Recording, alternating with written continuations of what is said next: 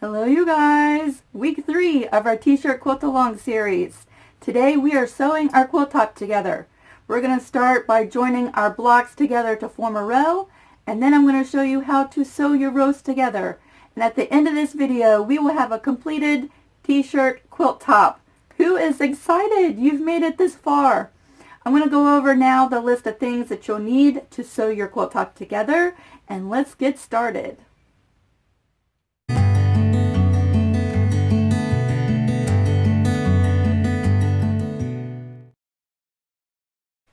Alright, let's go over the things that we're going to need to sew our quilt top together. Let's start with the thread. I like a 40 to 50 weight thread. My favorite threads and the threads that my machine like come on this cone, but you could use an all-purpose thread on the spools as well.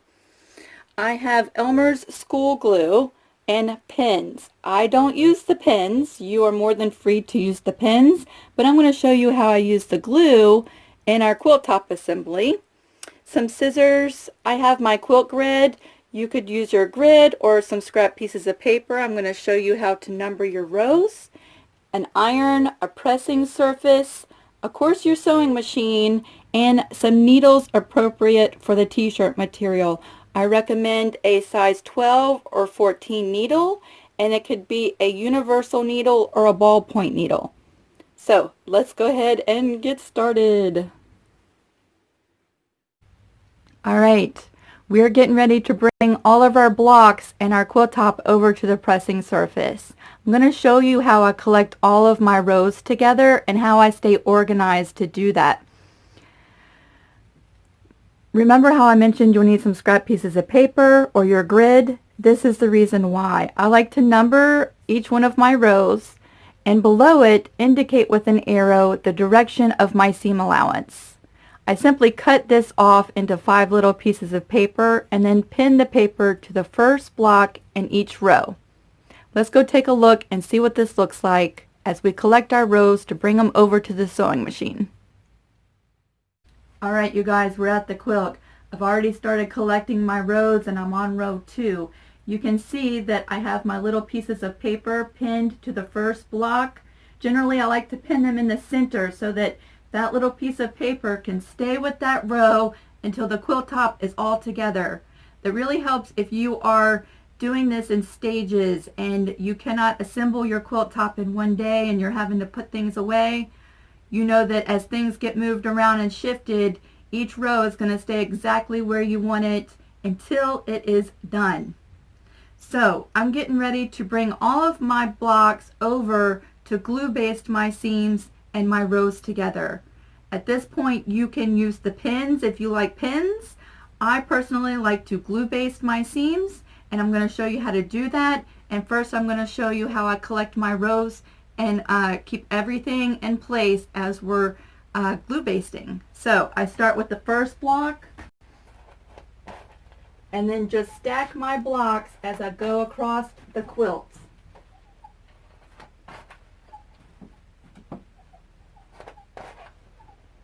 Just like that. Here is row 2. And I bring this as a stack to my iron and glue baste my seams. Let's go ahead and collect all of our rows, and I'll meet you at the iron. As you can see, I have my entire quilt top right here, all stacked up, and we're ready to go ahead and start glue basting. If you would prefer to use pins, just go ahead and substitute the glue for the pins and you'll pin your blocks together. I personally like to use this for everything from applique work to glue basting my seams together. It is the washable school glue, and so when we're done and we wash our quilt, all of this will be gone. We're heat setting the glue with the iron, which dries it very quickly, so when you take your row over to the sewing machine, there is no wet glue. You do not have to worry about it messing up your needles or the mechanics of your machine. Everything is dry. And so let's go ahead and get started. I like to start with a hot iron. I usually set mine on the number 6, which is like a high cotton setting. And let's get those out of the way. We're going to start with row 1. I have my first block, and we're ready to get started. I take my first block, and we're going to be joining the second block here. So we're working with the right side of block 1. I like to run a small bead of glue the entire length of the seam. Sorry if my hands are shaking, you guys. It's cold out here, and I went ahead and turned off my heater because it's just so noisy. But I'm a little chilly. Alright, the glue is from edge to edge all the way down. You want to make sure to keep the glue close to the edge of your quilt block, and so that it stays in your seam allowance. We're going to grab block 2, and as you would see, it would go just like that. So we're going to take and line it up with block 1.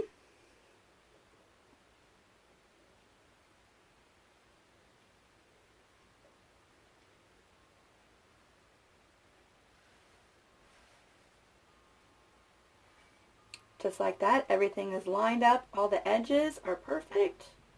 And we're just going to heat set that with the iron. And this only just takes a few seconds.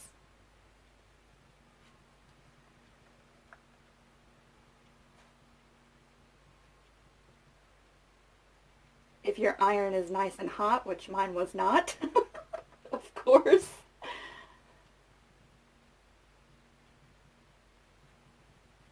And at this point, we are just drying the glue and basically pinning our blocks together.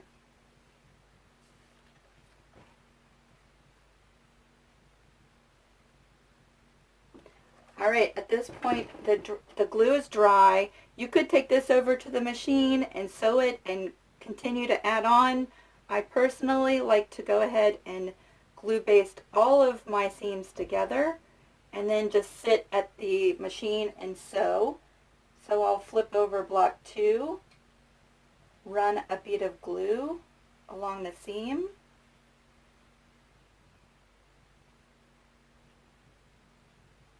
I have had people ask me if you could use a glue stick for this. You could. I find that this glue holds very strong in the sewing process and moving everything around. So I prefer the liquid glue versus a glue stick, and plus I have better control of where I put the glue versus a round, bigger tip for the glue stick. We're going to take block 3, which would go here, and we're going to join that to block 2.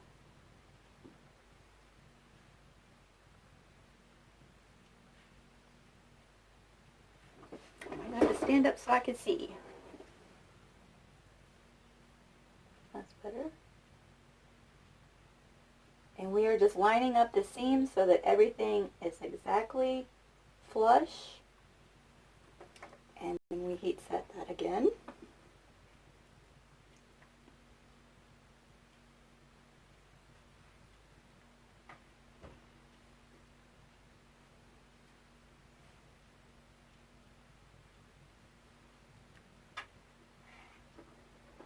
Oh yeah, it's plenty hot now.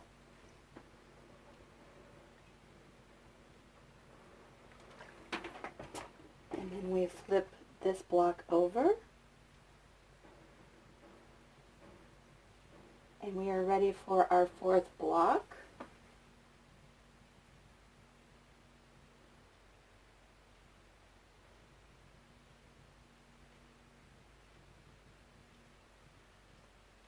Even the glue is cold.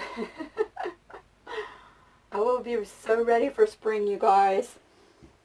Alright, we're going to take our 4th block, which you can see is a sweatshirt material, and the glue holds it perfectly fine. We're going to line that up and flip it.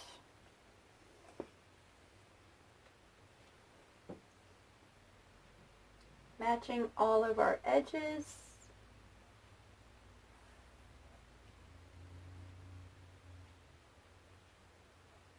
Just like so, and we're going to heat set that. And the sweatshirt is thicker, so I might leave the iron on there a tad bit longer so that the heat goes through and dries that glue really well. So how are things going with you guys? I have talked to several of you over on Facebook, and I've heard updates on the progress of your quilts. I would love to see your photos if you want to jump over there. I'll put a link to my Facebook if you haven't joined me yet. You could share your pictures. I would love to share them with everyone else so that we could all be inspired by your progress and your t-shirt quilts. Yeah, that is drying nicely. Again, if you're using pins, you would just substitute the glue for the pins, and I would use several pins and just to make sure that everything stays in place right along your seam. You could also pin baste all of your complete row just like we've done with the glue. And just like that, we have glue basted our whole row together, just like that. And everything is going to stay exactly in place while we are moving things around, and as we bring it to the machine, you have your whole entire row ready to sew. I'm going to go ahead and glue baste all of my rows together, and we're going to start sewing. I have just finished glue basting all of my rows. You can see them all stacked up, and I'm at the sewing machine. Let's go over some basic settings for your machine before we get started. I have already threaded my machine with the thread, and I used the same thread that I'm sewing with at the top in the bobbin, so I have that all ready to go. I went ahead and went with a size 14 needle because most of, or half of my blocks are sweatshirts. So that does create a thicker seam that we are sewing. So I went ahead and used a size 14. If they were all just the normal t-shirt material, I would use a size 12. Let's go over the settings on our machine up here. I have the straight stitch set on the machine, and I have my stitch length as 2.5, and that's the standard or the default setting that comes on when I turn on my machine. I like to keep it at the 2.5 unless I find my stitches are starting to bunch up and my material's not moving through the machine.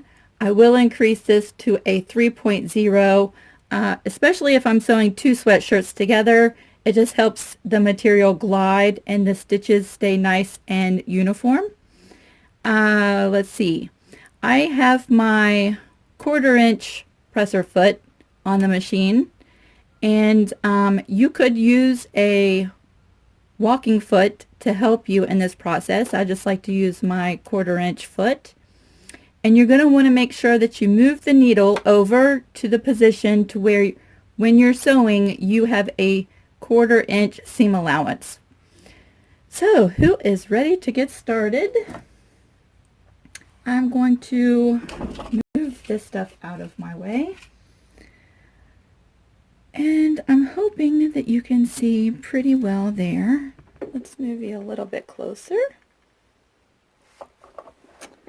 I like to have a scrap piece of material under the machine that I usually glide through first before actually sewing my block. So let's advance that out of the way.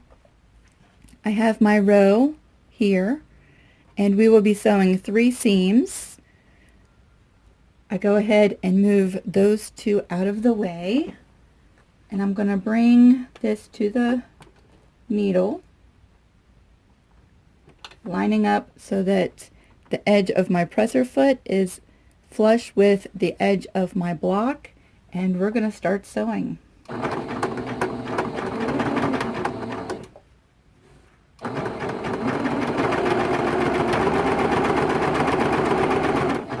See, and I can already tell this is a thicker shirt on the bottom. I am going to increase my stitch length to a 3.0.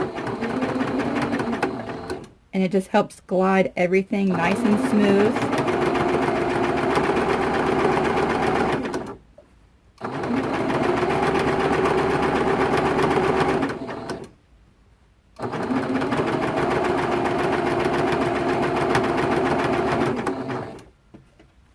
take another little scrap.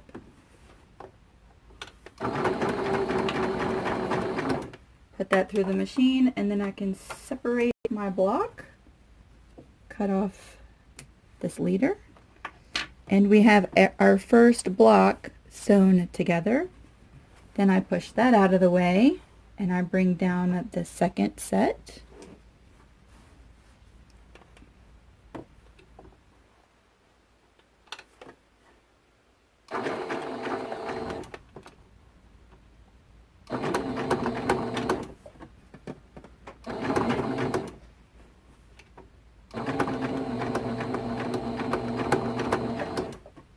Sometimes it does not want to start sewing.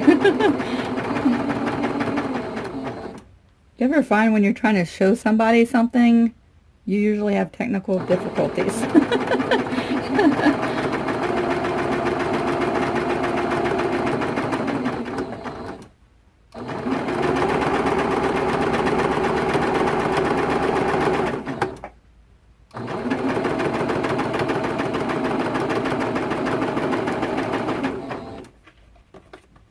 Just like that, we have our second seam.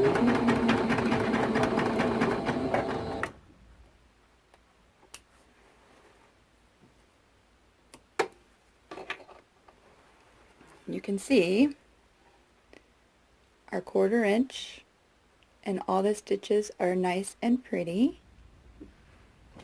And we are ready for our third seam for this row.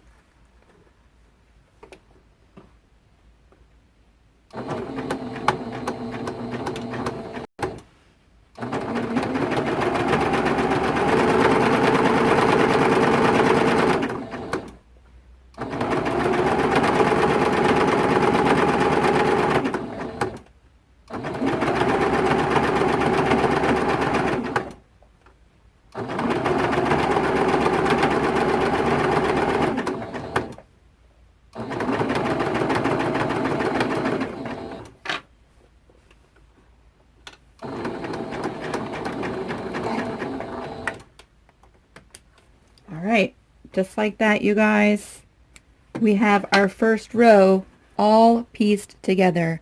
You can see how the glue keeps this seam very nice and in place, and there's no shifting or puckering in this seam at all. One of the reasons why I love the glue, when I use pins, I sometimes get little puckers or little tucks, and you can see that this seam is nice and uniform all the way down with no wrinkles or tucks. So just like that, we pieced together row 1. I'm going to go ahead and sit at the machine, and I'm going to do all the rest of my rows, and we're ready to press our seams.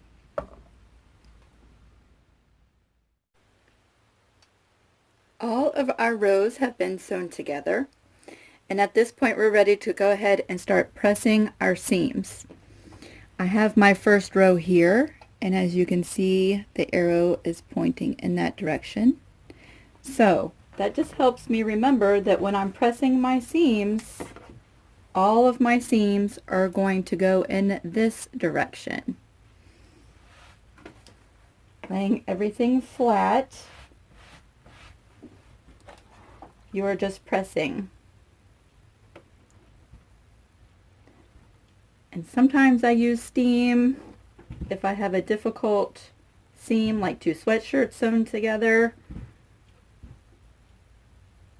I will use some steam, but just like that, we are pressing together.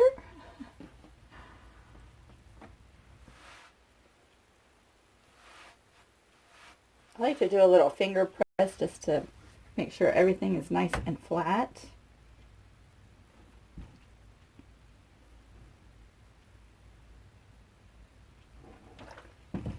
And our third one.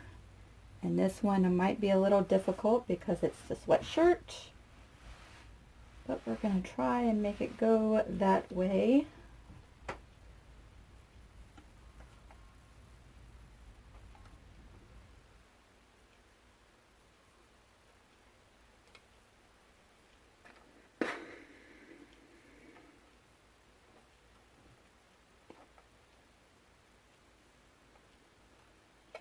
guess it would help if I had water in my iron, you guys.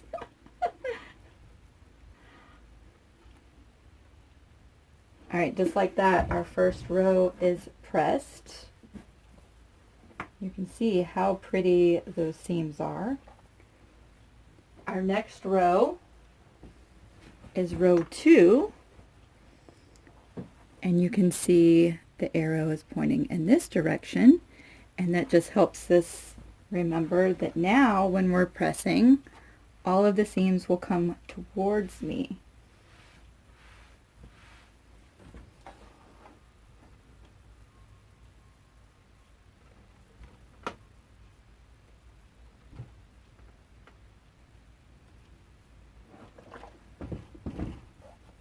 Again, moving that up.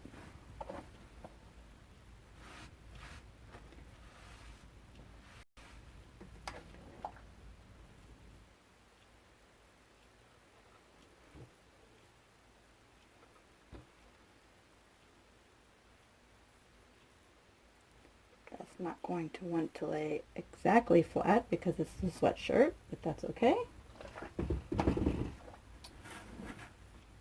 And then our last one.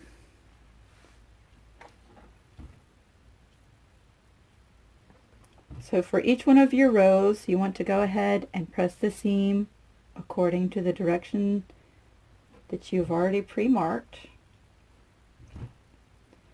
And I'm not going to iron all of them with you. I just wanted to show you rows 1 and 2 so that we can start glue basting our rows together. All right, so I'm going to bring row 1 back.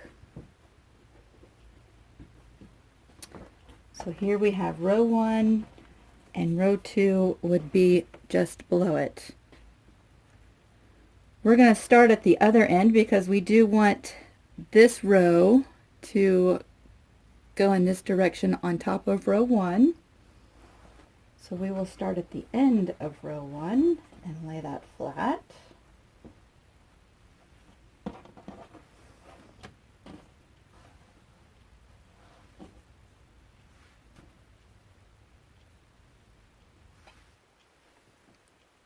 I'm going to take my glue, pardon my reach,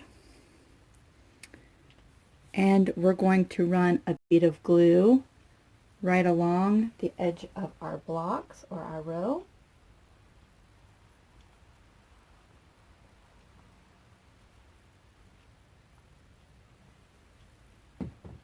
And then we're going to take row 2. Just like this is how it would be positioned.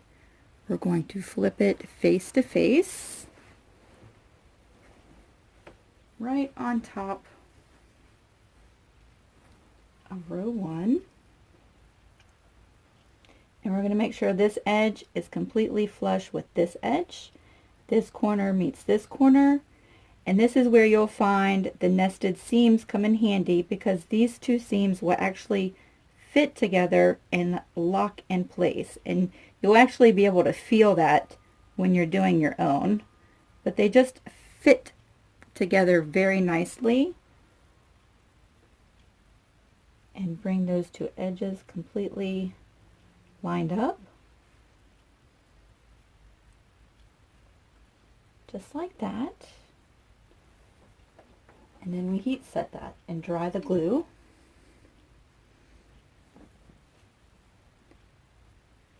The glue will make sure that this stays in place during the sewing process. So all of your corners should meet up very nicely.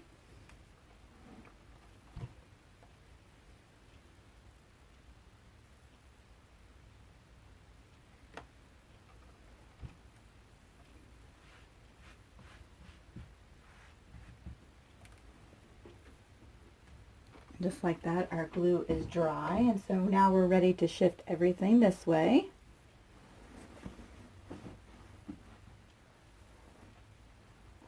This is not my normal working place, but I thought it would be the easiest to show you up close what I'm doing. I just kind of scoot row 2 out of the way so I can run my bead of glue. right along the edge.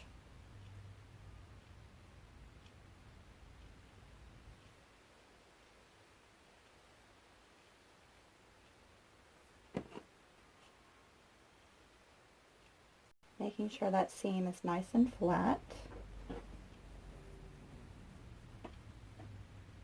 I line everything up right there, and again you'll feel the seam just lock in place, and make sure that this is all lined up perfectly,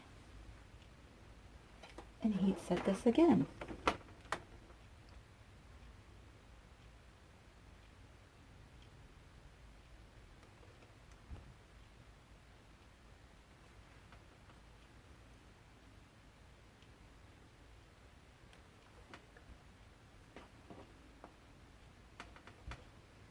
It might seem like a time-consuming process using the glue. However, if you've ever tried to make a quilt just using the pins, you'll know that as you're sewing, you got to stop and take the pins out. This really does speed up the process, and I think it helps keep everything together much neater. All right, we just scooted that up. We'll pull row 2 out of the way, run our glue again,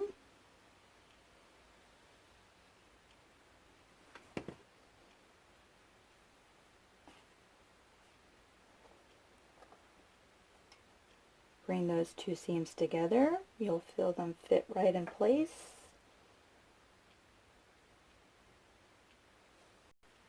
Match those 2 edges like that. And really, this is it.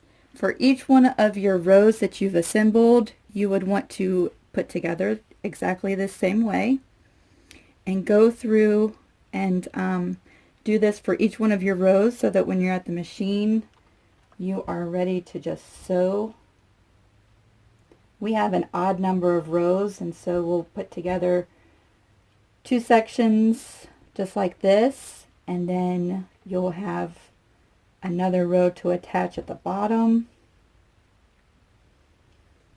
and then you'll have one set of 2 rows and a set of 3 rows, and you'll piece that together. Am I saying that in a confusing way? It makes sense to me. It might not always come out exactly right.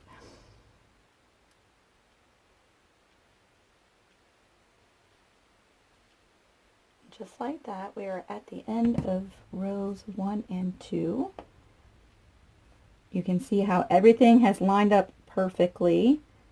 Our edges and points come together very nicely at the bottom. We'll heat set that.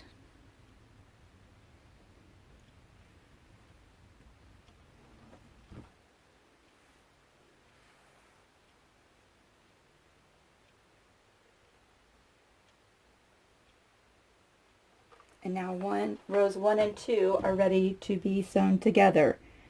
The same exact way that we sewed our blocks together, a 1/4 inch seam allowance. I'm going to go ahead and glue the next set of rows together. I will show you how easily this goes through the machine, and we will go from there. We are back at the machine. We have rows 1 and 2 glue basted together, and rows 3 and 4 glue basted together. Row 5 is just sitting patiently waiting. We're at the machine, and all of our settings are still the same. One thing I wanted to point out when we're sewing our rows together, you'll notice that when we pieced our blocks together to form our rows, we did not do a back stitch at the beginning or the end of the blocks. However, when we're piecing our rows together, we do want to do some back stitches at the beginning and at the end of the row, and that just helps everything stay together while we're basting our quilts together. So you notice I'll take a couple back stitches, and then we're just sewing right along this seam.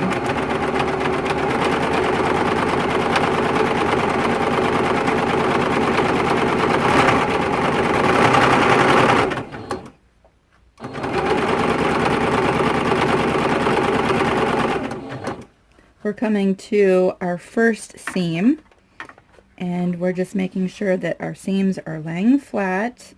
Everything is staying together very nicely because of the glue.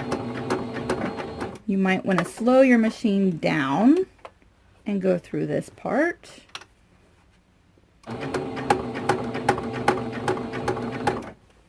Sometimes if I have a thicker seam, if I lift up on my presser foot just ever so slightly, that's enough to allow everything to start running again.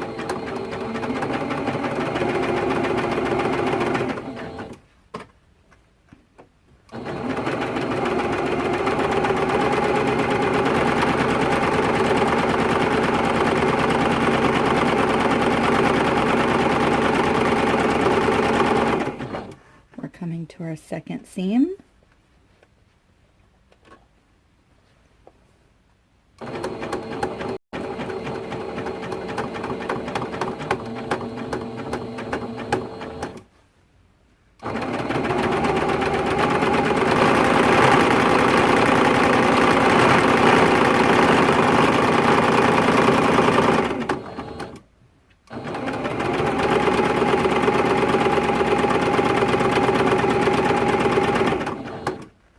And our third seam, and just making sure that the seams are going the correct way.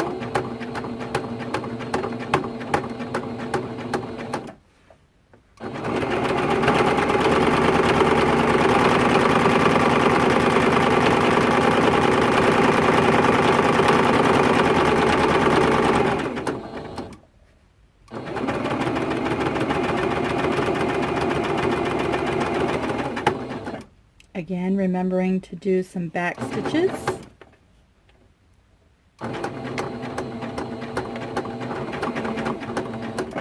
And there's our row sewn together. I'll go ahead and do rows 3 and 4, and I will show you how to press these seams. Just finished pressing rows 3 and 4, and this is row 1 and 2. You can see again what I was talking about, nesting the seams. This seam goes towards the right and this seam goes towards the left. It really helps all of the seams in this meeting section lay flat. And at this point we're just pressing. And when you're pressing your rows, it really does not matter which direction you press them. I tend to, whichever way the shirt wants to go, like these sweatshirts, this one really wants to go this way, so I will allow it to go that way.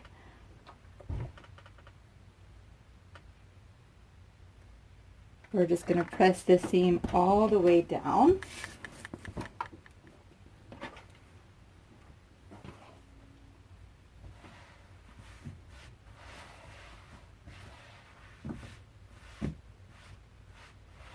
Again, you can see how our seams are nested right in that intersection.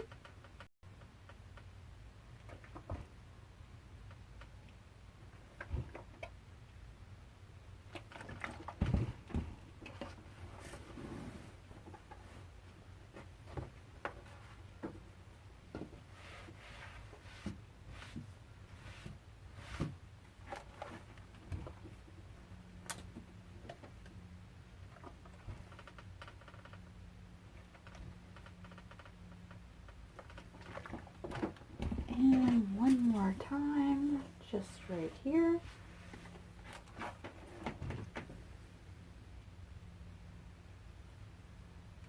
So let's take a look at how our blocks come together. You can see when we nest our seams, look how nice all of those points meet in this intersection. Let's take a look at the next set. Just like that. And just like that. Yay! All right, so this is row, let's see, 1 and 2. All right. Then we have rows 3 and 4 sewn together. Now, what I would do is take row 5 and attach it to this section, and sew that just like I showed you. Press it open, and then you will have 2 sections left. You'll have this section 3, 4, and 5, and you'll have this section blocks rows 1 and 2. Again, glue baste your seams and sew this section to this section, and guess what? You're going to have a complete quilt top. I'm going to go ahead and go through those motions. Again, it's everything that I showed you, and we're going to meet up when this quilt top is all together. Ta-da! We are all done. I just now removed the little pieces of paper that we attached to the first block of every row, and it is all pieced and pressed, and I am absolutely loving this quilt. I'm going to show a picture of it up on the wall so you can see the whole quilt at the end of this video in just a few seconds. I just want to thank you guys for hanging around this long. It has been my pleasure to show you so far how to make your t-shirt quilts. If you have any questions, please feel free to ask me down below. I might even feature your questions in a video. Or you can jump over to Facebook and send me a private message or post on my wall pictures, questions, comments. We would love to hear from you and help you out. Only 2 more weeks, you guys. 2 more weeks till your quilt is finished. Next Sunday, we are going to show you how to baste your quilt, how a couple of different ways that you can actually finish your quilt on your domestic machine. I'm probably going to use Mr. Bobbins here to quilt mine. I might do a quilting demonstration at the end of next week's video. And then I'm going to show you how to square up your quilt, getting it ready for binding. And then the last video in 2 weeks will be how to make binding and how to bind your quilt. And then we'll be done. It seems like the weeks are flying by, and I have enjoyed every step of the process. Again, I would love to help you. And if you are getting discouraged, like I mentioned in the last week's video, take a break, walk away from it, and come back, and I guarantee you things will go much more easily, and you will be a lot happier with the results. Stay tuned for the picture of my quilt, and we will see you next Sunday. Bye, you guys.